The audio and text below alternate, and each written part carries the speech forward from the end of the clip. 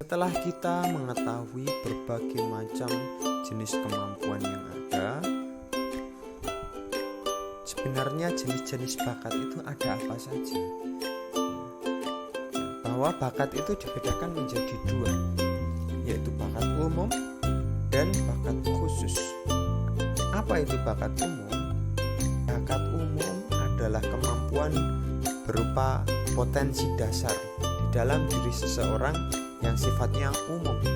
Dengan kata lain, bakat umum ini dimiliki oleh setiap individu dan menjadi sesuatu yang wajar atau lumrah.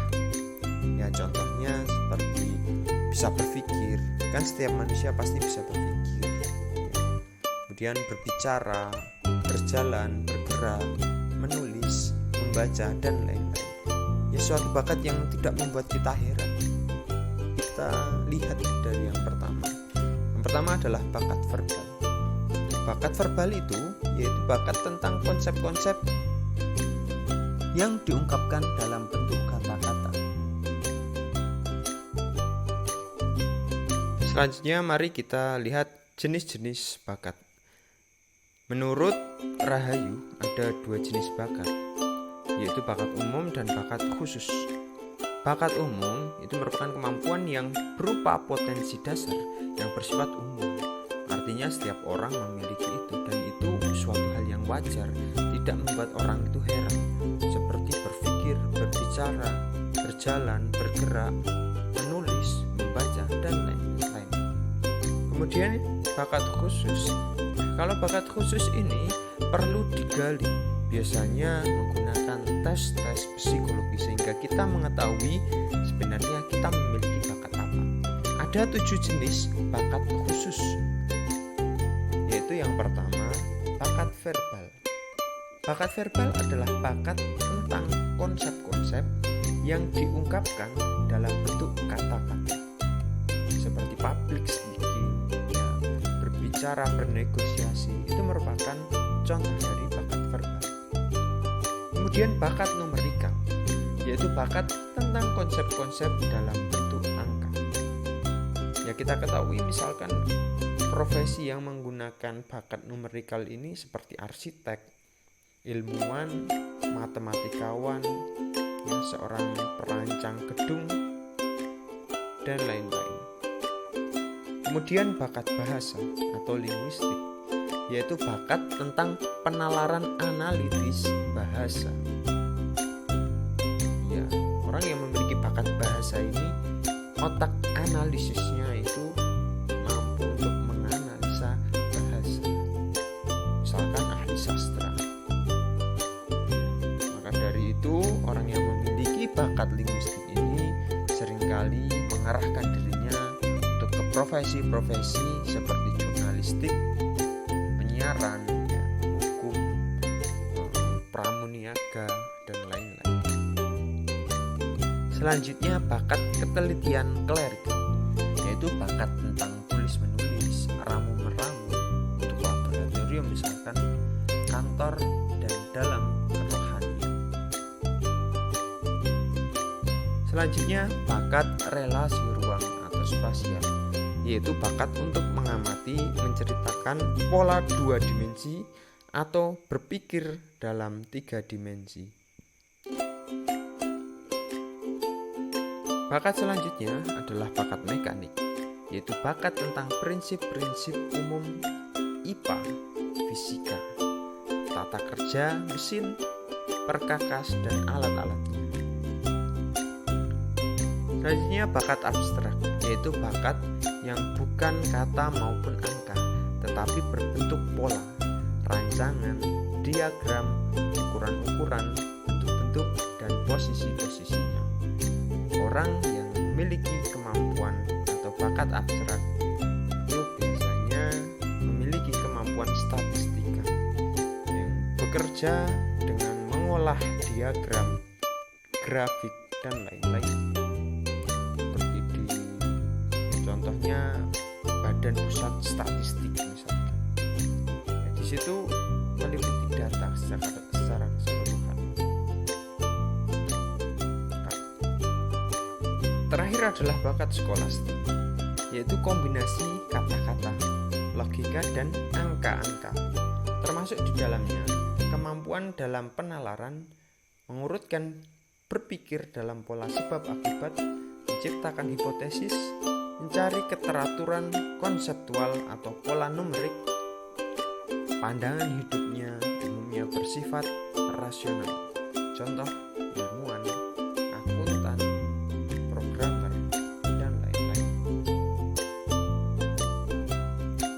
Setelah kita mengetahui berbagai macam jenis kemampuan dan penggolongan tentang bakat, pertanyaan selanjutnya adalah bagaimana cara kita untuk mengaktualisasikan bakat atau potensi yang ada di dalam diri kita. Untuk mengaktualkan energi potensi itu dibutuhkan suatu yang namanya pembangkit, atau pendeknya bisa disebut proses aktualisasi. Proses aktualisasi seperti apa saja yang bisa kita lakukan? Berdasarkan temuan ilmiah para ahli, ada 5 cara agar kita bisa mengaktualisasikan potensi kita. Yang pertama adalah inner calling. Yang kedua, pembuktian diri.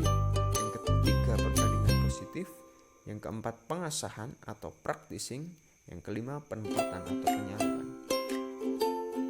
Mari kita bahas dari nomor 1, yaitu inner calling. Di sini yang kita perlu lakukan adalah menemukan keinginan-keinginan yang selalu mendorong kita untuk meraihnya atau melakukan. Konon setiap diri manusia itu beratnya sudah dipasang semacam stasiun radio yang selalu menyuarakan dorongan kepada kita untuk melakukan sesuatu yang sifatnya sangat spesifik. Inilah yang disebut hasrat sejati atau inner calling itu.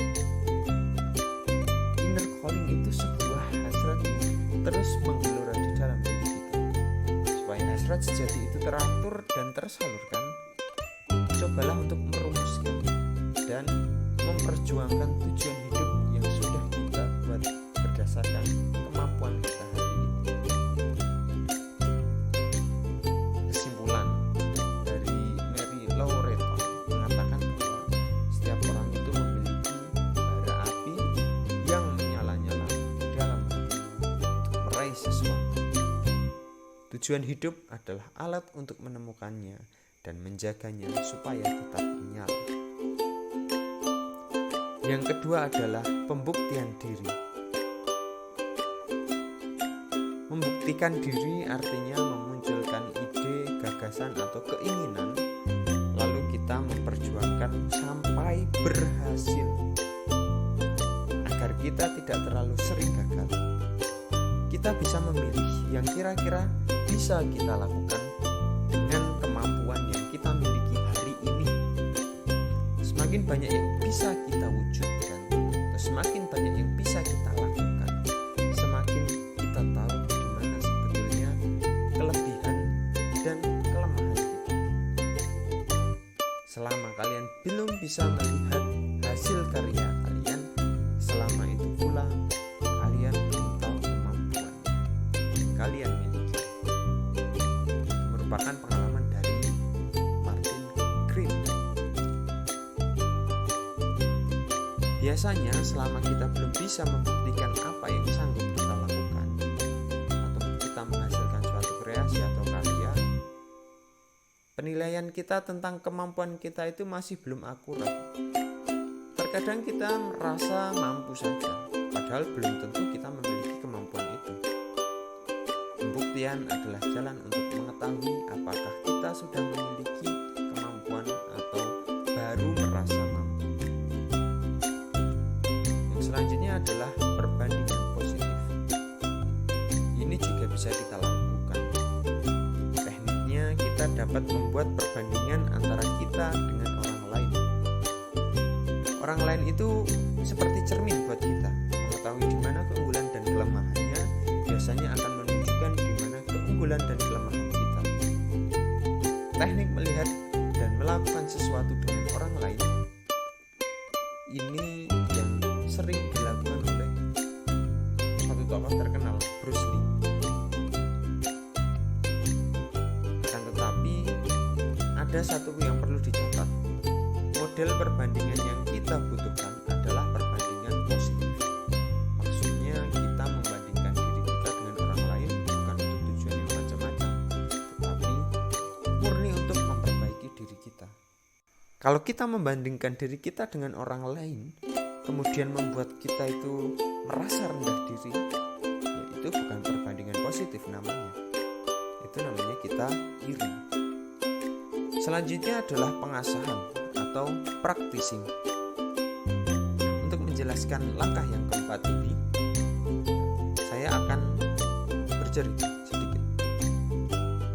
Sekitar tahun 1998, tim ahli dari Universitas Exeter di Amerika pernah melakukan studi terhadap kehidupan orang-orang yang memiliki bakat yang sangat terkenal, seperti seorang pianis ternama Mozart atau pelukis ternama Picasso dan macam-macam orang yang berbakat.